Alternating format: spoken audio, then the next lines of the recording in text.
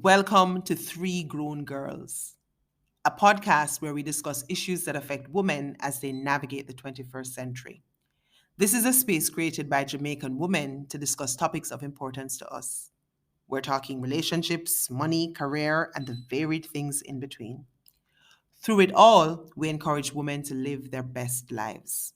As women in our 40s and with the benefit of hindsight and experience, we nurture this space, a safe space to explore the lived experiences not only of ourselves, but also of others. Our co hosts include yours truly, Petre, the cool, calm, and collected voice of reason, or, so I'm told, the candid and spirited Caroline, who says what others are thinking but won't say, and Sarah, who always holds us down with an analytical and spiritual viewpoint. Thank you for joining. We are happy you are here. Now, don't forget to share this podcast with a friend and stay tuned.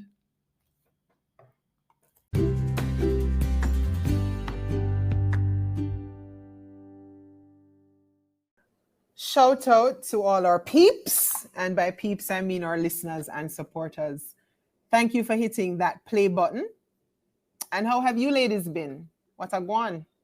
I am good. Excited to be talking to you two. I'm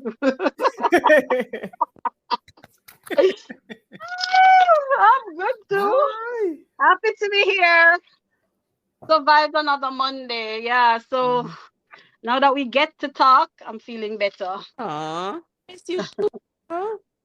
Yeah, that's nice. It's always nice to come together for a conversation with you ladies. Yeah. I'm hoping that our listeners are enjoying this as much as we are, I think. I'm sure they are. Um, yeah. Them better. Yeah, right. That's so. All right. So in this episode of our podcast, Three Grown Girls, and I mean I think this bears repeating, three grown girls. Big woman. Big man, yes. We are talking changing careers after 40 for women. And some might be saying, say what now? Well, you heard me correctly. Career change after 40. And so the first question tonight, ladies, is what does that look like? Changing careers after 40. For me, it really means going off in a whole new field. Changing direction, changing purpose in what you're doing for your vacation. That's what it means for me. Mm-hmm. Carol? Oh, sorry, that was quick. Okay. Um, yeah, I think changing career is just, what we said, doing something different or amping up or amp down what you've been doing for the last 40 or so years. And I would have mentioned this to you guys before that I'm always changing career. I know that I'm 40, enough. It hasn't changed because I'm always still looking for, the next best opportunity. So for me, it's really, you know, doing things differently, learning from other experiences. So yeah, that's it for me. Mm-hmm. Yeah, I mean, I'm with you ladies on it. I think, it is waking up to the reality that, okay, hold on, I've done made a contribution here.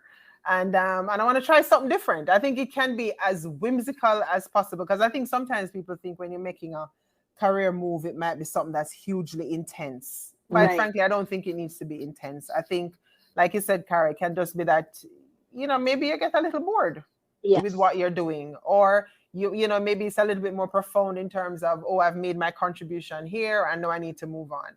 Right. um, but the point is that you wake up to the reality that for whatever the reason, you're going to make a shift from that thing that is your vocation to doing something else. Okay, so why do it? Let's get into the why. Let's unpack the reasons, all the reasons why people do it, and see if it makes sense for some of our listeners. So, what are some of those drivers for people to change careers, and in particular, women? Mm. Um, I can speak from my personal experience that I'm currently career pivoting. I haven't been in logistics for many years and wanting to get into the social impact space. Um, I've always wanted to be working my vocation to be something where I am impacting people's lives or bettering people's lives in some way. And I really wanted to be like a NGO or a development agency. And so for me, that drive, that purpose are where I feel I was being pulled towards was the reason for my career pivot. Had a successful career in logistics, but really wanted something different. I feel I had maximized what I could do in logistics too. That's another reason.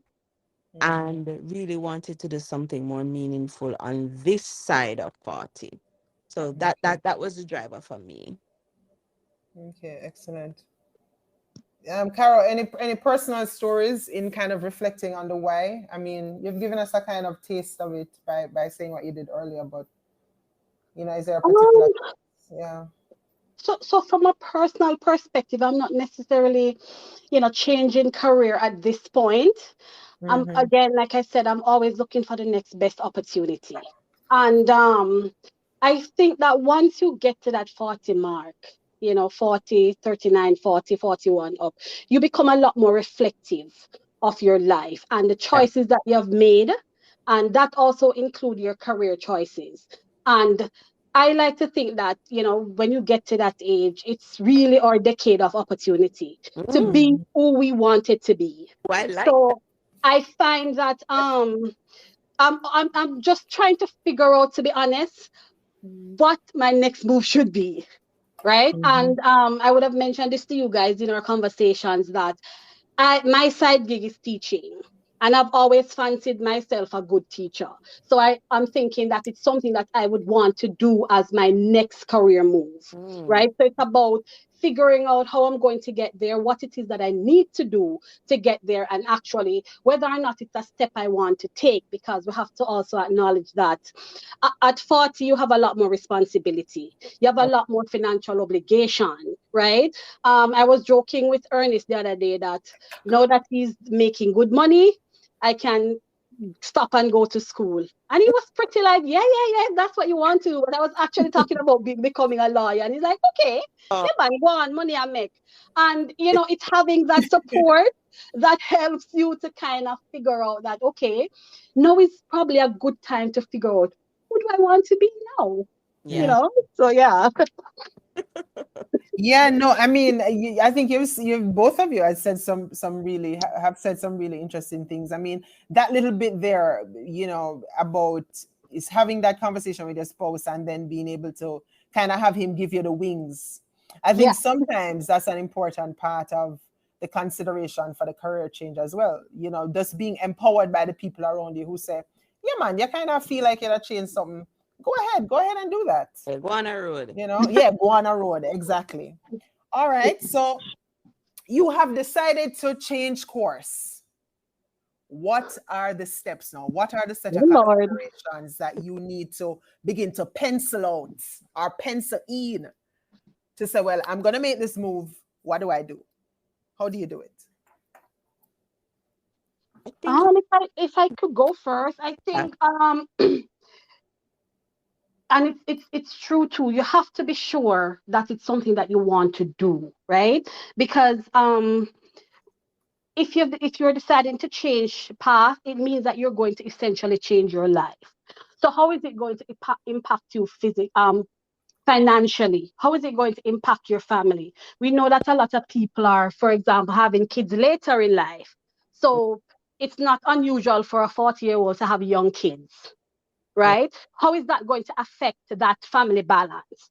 And especially if you have less money coming in. So I think those have to be the consideration. And it also has to be something that you're really passionate about and something that you think that, okay, I need to do this for me and for my family for it to make sense. So it's about sitting down with your family, if that's where you are, and have that discussion, and then start figuring out how are we going to make that transition so that it works for the family and it also works for me.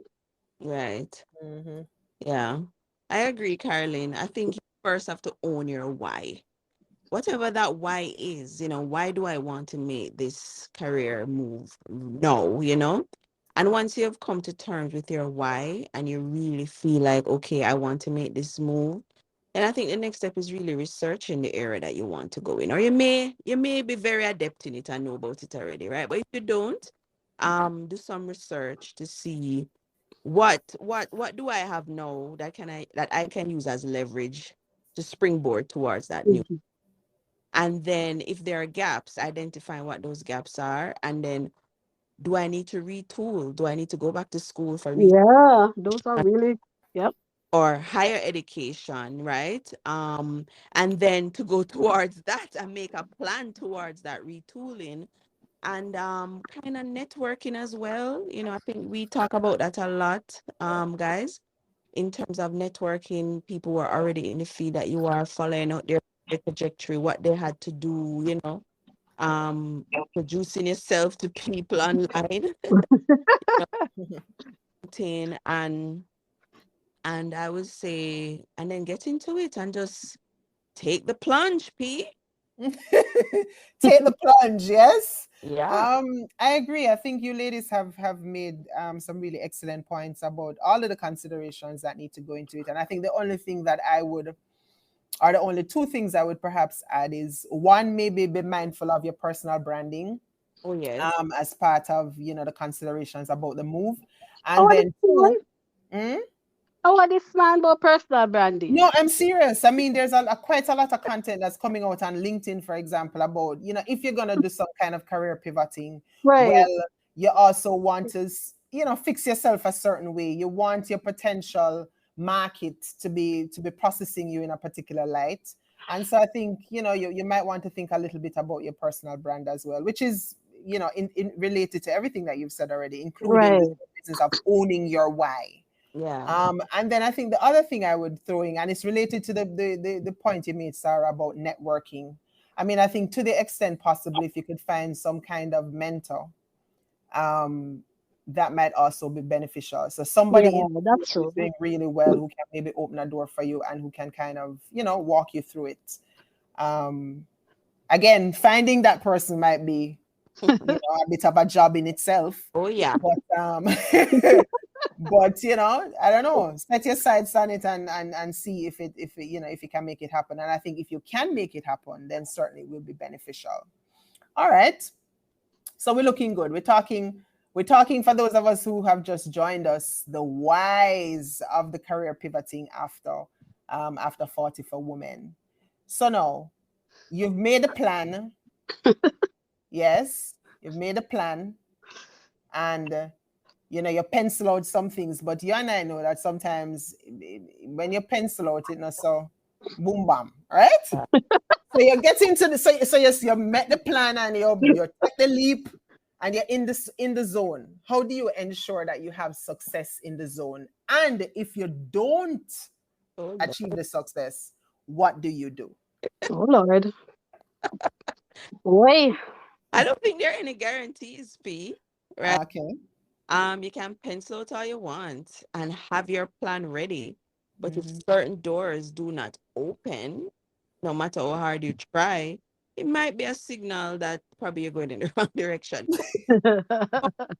Be a sign that you just need to push harder, right? And having that resilience to just keep pushing. Mm-hmm. And if it doesn't work, is then to go back and revisit your why, you know, Mm-hmm. why you wanted to make it, how committed you are to it, and then keep trying. That's what I would say. So when you go back to your why and redefining your why, that would tell you if you need to go another direction or you keep pushing. That's what I would say. Mm-hmm. And just to interject, I would think that, once you have your why, I know why I want to change career. I know why this is the path that I want to take. I'm resolute that this is it and this is where I should be. I think it just requires consistency Mm-hmm. and, knowing what market to tap into and the people that you need to reach out to and network and all of that.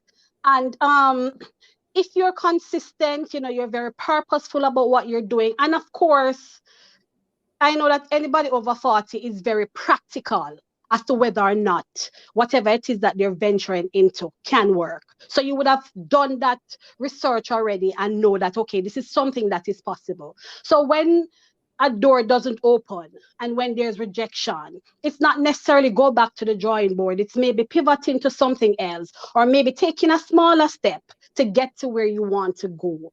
But I don't think there's not going to be any challenge because Yeah. life doesn't work like that. It's more about being consistent, and having your ducks in a row, knowing what it is that you really, really want to do, and just really not taking no for an answer, right? So if Mm-hmm. it's something that you really want, why would you not get it, really, unless it's impossible? Yeah. So I am thinking once you maintain your consistency and recognizing too that sometimes you have to take a step back. So it might mean, starting out as an intern, volunteering, or taking a pay cut, whatever it is that you need to do. You would have had to figure out these things before you actually decide that, okay, this is where I'm going. So when you Mm-hmm. get there, it's not that hard and you're not really feeling like, okay, I'm failing. It's probably you are feeling more like maybe I need to do something different before I actually get to this. Yeah. Mm-hmm. I agree Excellent. 100%. It's just that sometimes in a season you may feel like this is the direction I need to go. And when if sometime going back to the drawing board, you realize that did I really this was this flight of fancy or did I really, want to go? True. Because it has happened to me, I in trying career pivot and initially not really knowing how to define what does that look like being in the social impact space. What do I want to do? Do I want to manage programs? Do I want to be a policy analyst? What does that look like? Do I want to do capacity building? And I was going down the capacity building trajectory, and I felt like, yeah, I could make a career of this, and it just wasn't happening. And when I came back to the drawing board, I was like, is this really what I want to do? Or am I just scared to go after what I really, really want to do? You know what I mean? Right, right. I agree with you that it does require consistency, and not because it's not working means that if you have to go back to your why every minute, then boy, you need something to do. Right, right. But Yeah. sometimes it does. Sometimes we in a season you might feel. I mean, different environmental factors may cause you to think that okay, maybe I need to go this way, and Mm-hmm. it really wasn't what you really, really wanted to do. You know? Mm-hmm. Yeah, again, I mean, all excellent points, ladies. I mean, the first thing about revisiting your why, personally, that speaks to me as point one. Yeah. And to that, I really would. I mean, I hear you, Cara, about the persistence, because sometimes just because you woke up today and decide you need a career change and you've made a plan doesn't mean it's gonna just like work out, right? Right. There are all sorts of other factors that are gonna come at you, and so if you revisit your why and you are sort of firm on that, and you would have put the thought into it, then it means you do have to be fairly persistent and just keep knocking at the doors, keep knocking at the windows until something opens up. I mean, the only thing here that I would add is to, in addition to why, is to revisit your methods. So maybe you're not talking to Right, the right right. people, Mhm. maybe you're not knocking on the right doors. Yes, that's true. And I think if you do that, then your chances at successfully making that kind of career leap and then making it work once you've leapt are pretty decent. So Yeah. that brings me, ladies, to this question of, does career change at 40 look different for women than it does for men? Mm, And if yes, how so? that's very interesting. I think for the men, it might look different. I think, as Caroline said it earlier, that effective when we reach on this side, thinking about your life and am I, seeking fulfillment, chasing the paper. Yes, gotta make that moolah. I mean, I'm making a general statement here, I know, but Right. a lot of the times they was once I met the paper, them all right in staying there, so them a career pivot for chase bigger paper elsewhere. I don't Mhm. think definitely agree with that. I think it looks different for men. I think women become a lot more reflective in terms of, self-actualization Yeah. when we get to certain age. Men too, but men tend to go out and buy the big bike and get the younger model.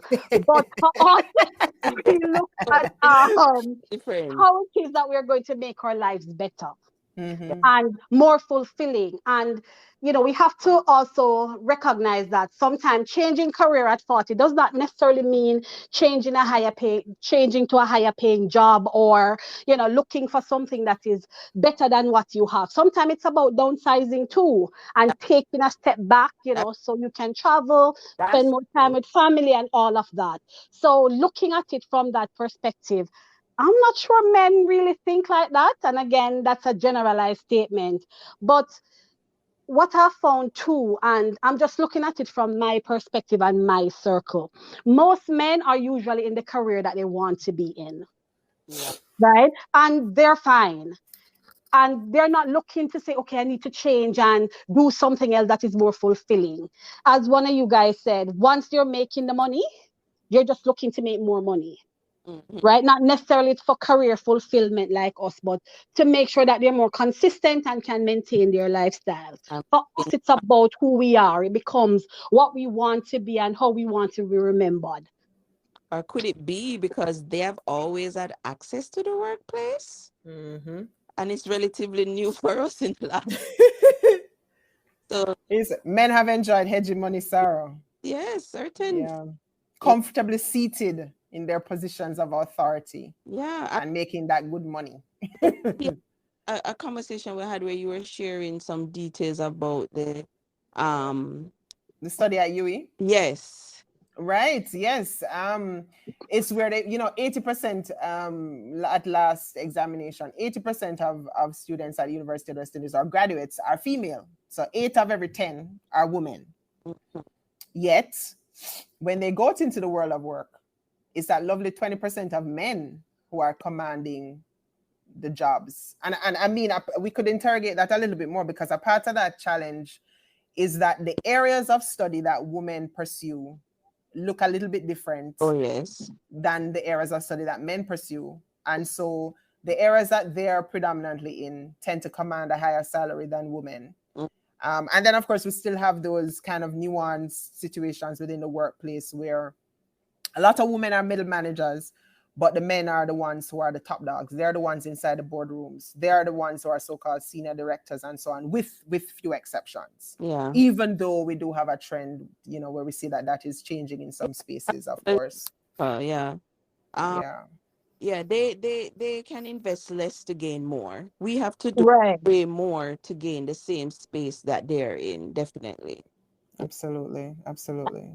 I mean, how sad and terrifying is that? um, And that also helps to account for the wage gap that we have between the yeah. genders, because most time women will stop for childbearing. Men don't Mm-hmm, have to. So while mm-hmm, you stop and you probably have to take a year, 2 year off to have kids and all of that. Men are still moving in their careers, Yeah. so they usually get to the top faster than we do, That's mm-hmm, right? ironing. And Yeah. definitely they have they're more privileged than us. They're standing on a position of privilege, so usually they have the top jobs. We're always trying to get to that glass ceiling. So I think those are some of the reasons why sometimes when we don't get that career fulfillment, we go for that second push. As we get older, we come with more experience. We would have done with growing our children, and we're more confident in who we are, so we're ready to take that next step. Especially mm-hmm. maybe after baby every 2 years you're pregnant. Why it really must Right. be.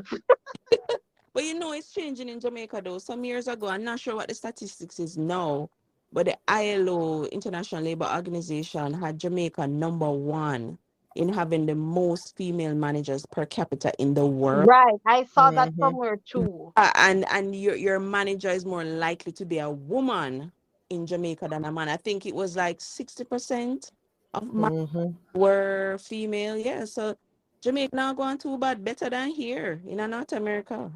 Yeah, yeah, no, no, no. I think you ladies are spot on, and I mean, I think you mentioned the glass ceiling, Cara. There's also this idea of the glass cliff, where those scenarios where women are promoted, they're promoted in times of crisis, Yes. and essentially in Right. so doing, you're setting them up to fail. So that's also one of the things I think women have to kind of, pencil in, I suppose, when you're thinking about a career change at 40. Am I headed towards a cliff, or am I trying to Right. buck the ceiling? You know what I mean? Yes. Um, yeah, it's rough, ain't it? So I know we're winding down. Sorry, you wanted to say something? No, I was saying, no, I was agreeing with you. And, in some instances, it's not even a glass ceiling. It's okay. Why I said is there's this female senator here in Canada. I think she's the first Black female senator in the House. And she said she grew up in Nova Scotia. And she said, all her life she heard about the glass ceiling. And she broke the ceiling only to find concrete. All right. And I never forget it because she was saying it in the sense of being a Black woman. She's Mm-hmm. a white woman. I know I'm digressing a little bit, ladies, but she said the white woman faces a glass ceiling. But we, after we broke the glass ceiling, we have to go drill through concrete. No, but I think it's you say you're changing direction, Sarah. But I think it's actually quite on point, and I think that is one of the things that as women we also factor in, like, what is it that we're facing? What is it in the space? Whether it is that we want more money or want to spend more time with the family or whatever. When we come to the conclusion about whether we're going to hit the concrete or the ceiling or the cliff, then that also informs the kind of decision making you make around career Right. change after 40. So I think that's actually a very, very, very good point. Um, Now, ladies, we're winding down tonight, and we're very, very conscious of the time, or so we have become over recent days. And so the final question this evening is, what are kind of your pearls of wisdom for women who may be listening, and saying, boy, I feel like me da take a career leap, of change, a leap of change. What would be your advice to those women? I mean, I think we would have said it throughout our discussion about, being absolutely sure that it's something that you want to do and taking into consideration where you are in your life and what you want your next step to be. And, once you've figured out all of that, then once you've decided to take that leap, then you just have to be consistent and, to push and not to be afraid to go after what you want and try to get to that place where you want to be. Because 40 is the new 20, right? And I love that. when you're at 40 and over 40, I don't feel a day over 25, to be honest. And I don't think that my opportunities are limited. I think that the older I get, the more I learn, the better I am at what I do, and the more I have to offer, the working world and with my experiences and wisdom and all of that. So I think that we shouldn't be afraid to change if we want to change and to just do what we want to do. I mean, after 40, what's the fear? Oh, Really? wow. Cara, I love everything what you say. Hmm. I could just say, ditto. Ditto. I don't get either, except when I wake up and I have to come out of the bed and my knees are crackling. Sarah, that might mean you need to find some work from home job where you're staying home in your bed and resting your knees. Right. But Amen. I would Yes. say I could just say ditto, ditto, ditto to Caroline for real, really Mhm. good words of wisdom. And just to say, we know it hasn't been easy, particularly our generation. I don't know about you guys, but we never get no proper career. Yeah, we didn't. So we are go high school and we are push, and our parents are push when we are the good, and but truly guide you. Like if you want to be lawyer, yeah, go do lawyer. You want doctor, go do doctor. But the in between, the gray areas, we never Yeah, get that type of clarity. And I think that's one of the reasons too why we end up at the place where now we're revisiting to say, am I wanted to do? Does this career really suit me? yes, Yeah, think and go back to school and really trying to find your way. So we know it's not that hasn't made it easy. And as Caroline rightly said, stopping to have the kids hasn't made it as fulfilling as that is. yeah. Made the career career move easy, especially you want to be really involved with the kids, and we give up certain job opportunity and we give up certain promotion that is going to take too much out of us, Right. know. But I would say, as Caroline said, 40 is a new 20, and don't let complacency or fear um stop you from making that move. Once you own your why and define Yeah. course, um, I have successfully started my career pivot. I've ended up in the space I want to be, and it wasn't easy because I was career pivoting and change country at the same time, migrate and a career pivot at the same time. And it's not easy because in Canada you can get you come as an immigrant and you want to continue your career, and in a lot of cases we have to start over, and the starting over looks different for everybody, and it's not always easy, and sometimes Right. you don't come out of those places that you get pigeonholed, right? So I'm really grateful. So I'm a testament that it can happen, you know. So I would say um no complacency, no fear. There's so much that can be had on the other side of fear. You never know what's on the other side of fear. So I just Bop, bop. Mhm. push. No, no, absolutely. I mean, again, ditto, ditto, ditto, ditto, right? Ditto squared. I think for me is really just to in summary kind of say some of the things that we have covered tonight. I think one is to examine your mindset. Know why it is that you are wanting to change careers and own that why. Don't be embarrassed about the why. It could be more money. It could be that you're bored. It could be that you just want to do something different. It could be Yeah. that you have a conversation with your spouse and him say, my girl, try something different now. And you That decide to go for it, right? So own the why, whatever the reason. It's your reason and that's okay. And then look at the impacts. So, is it how is it going to affect your money? Are you looking to get more money, less money? What does that mean? You can make the mortgage when you make the career move. Now Right. your husband now gonna start fight and shout and scream at each other after you make the move. What are the impacts? Yeah. How are your kids likely to be impacted by that? How the class schedule and everything will work when you make this career move. yeah, And then once you do decide to do it, commit to it and be persistent. So all the doors won't open all at once, all the windows not necessarily, but be persistent. If you really want it, you have to be persistent. yep, And if you need to, revisit your why. I really love that. I really love when Sarah said that. Revisit your why. And yes, revisit your method too, because sometimes why you're trying now work, you're set on the why, you're committed to the kind of outcome you want to see, but you need to figure out, you need to do like a tweaking to the methods of getting where you want to get to. So finally tonight, ladies and gentlemen, I leave you with a quote from a gentleman by the name of Ralph Emerson.